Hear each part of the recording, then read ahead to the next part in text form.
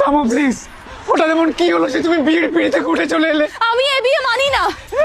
আমি কোর্টে যাচ্ছি এক্ষুনি ডিভোর্স ফাইল করাতে। আমি কি ভুল করেছি বলো? তুই আমার একদম টাচ করবি না বলে দিচ্ছি। আচ্ছা ঠিক আছে বাবু, কি হয়েছে বলো?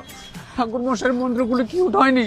হ্যাঁ, মসৃণ হচ্ছে, ফুচকা খেতে ইচ্ছে করছে, আইসক্রিম, চকলেট, এক্সরে কথা মনে পড়ছে।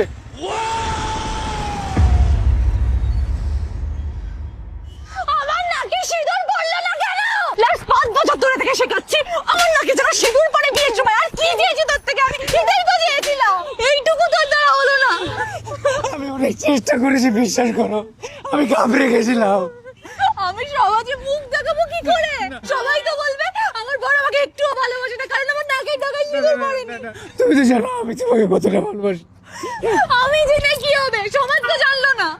আচ্ছা আচ্ছা ঠিক আছে, আমরা আবার বিয়ে করব, এবার পুরোটা সিঁদুর তোমার নাকে ফেলবো। পুরোটা নাকে নয়, জাস্ট একটু স্প্রিংকেলের মতো নাকে এখানটা ডগায় পড়বে। না তোমার ছবি ভালো আসবে না। আচ্ছা ঠিক আছে, আমি প্র্যাকটিস করবো বাড়ি গিয়ে, ঠিক আছে? হ্যাঁ। আচ্ছা পা ব্যথা করছে, কোলে নিয়ে চলো। চলো।